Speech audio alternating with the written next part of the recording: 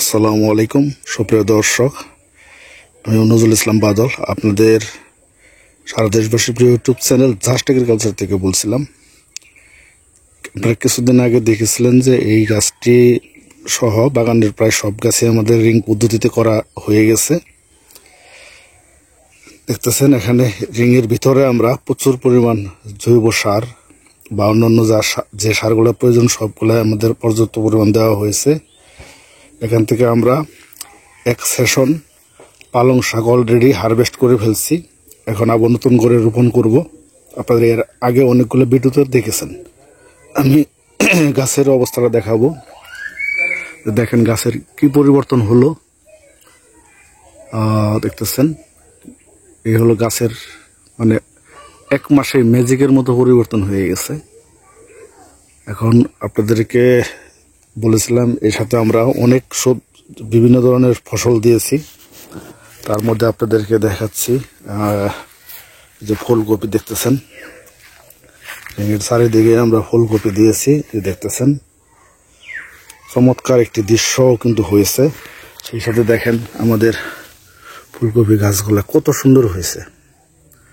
কারণ হলো আমরা এই গাছগুলোর জন্য অতিরিক্ত কোনো কিছু আমাদের দিতে হচ্ছে না, কোনো প্রকার সার কিন্তু আমাদের ব্যবহার করতে হচ্ছে না।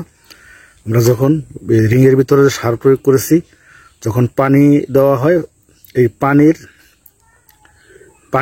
মধ্যে সার দ্রবীভূত হয়েই কিন্তু এর গাছের গোড়াতে চলে আসে। যে দেখতেছেন তাতেই কিন্তু মাশাআল্লাহ শতভাগ রেজাল্ট চলে আসছে। এই যে আমি দেখাচ্ছি, দেখেন এই যে। তারপরে এর মাঝে কিন্তু আমরা আবার কি দিয়েছি, এটা টমেটো মরিচ দিয়েছি। আর এখন আমাদের একবার পালং শাক হারভেস্ট হয়ে গেছে। আপনাদের বলছিলাম যে এখন সবচেয়ে বাজার মূল্য কম। তারপরে এখান থেকে আমরা এই রিঙে থেকে সব মিলিয়ে 50 মোটা শাক পেয়েছি। পাইকারিতে 500 টাকা বিক্রি করে দিয়েছি। আর আমরা এখানে মাত্র 30 টাকার বীজ লেগেছে। এরকম যদি আমরা 2-3 বার রোপণ করে হারভেস্ট করি, তাহলে কিন্তু আমাদের এখানে যে খরচটা করেছি সেটা কিন্তু রিকভারি হয়ে যায়, মানে এখান থেকে খরচটা কভার হয়ে যায়। এরপরে আমরা দেখলাম যে এই কপি চারাগুলোর সাথে, ফুলকপি চারাগুলোর সাথে ওলকপির 4টা চারা আসছিল। মাশাআল্লাহ দেখেন কত সুন্দর হয়েছে। আমরা কিন্তু নতুন করে বেশ কিছু ওলকপির চারাও কিন্তু রোপণ করে দিয়েছি, পাতা কপির চারাও রোপণ করেছি। আপনাদের এগুলো দেখাবো। দেখতেছেন এই হলো আমাদের কপিগুলোর অবস্থা। তো সুপ্রিয় দর্শক, চলুন আমরা আপনাদেরকে অন্য রিংয়ের মধ্যে পালং শাক কেমন হয়েছে এটা আপনাদেরকে দেখাবো। দর্শক, এই তো দেখুন আমাদের পালং শাক মাশাআল্লাহ রিংয়ের মধ্যে খুব সুন্দরভাবে গজিয়েছে। আর সেই সাথে আমরা ওই যে পাশের প্লট দেখতেছেন, এটা কিন্তু আমরা লাল শাক দিয়েছিলাম, এটাও হারভেস্ট হয়ে গেছে। তারপর একটা পালং শাক, এরপরে আরও বেশ কয়েকটাই পালং শাক এবং লাল শাক হারভেস্ট হয়ে গেছে। মাত্র 22 দিনেই আমরা হারভেস্ট করতে পারতেছি। ওই হিসাবে 2 মাসে 3 বার সংগ্রহ করা যায়। তাতে খরচের অনেকটা টাকাই কিন্তু আমাদের রিকভারি চলে আসে। আমি উল্টা পাশে দেখাচ্ছি, যে দেখেন কিন্তু সবগুলোতেই পালং শাক দেওয়া হয়েছে। দেখতেছেন প্রতিটা রিংয়ের মধ্যে পালং শাক দেওয়া হয়েছে। এটা দেখেন সুন্দরভাবে কিন্তু পালং শাকগুলো হয়ে গেছে। এটা আমরা নতুন রোপণ করেছি।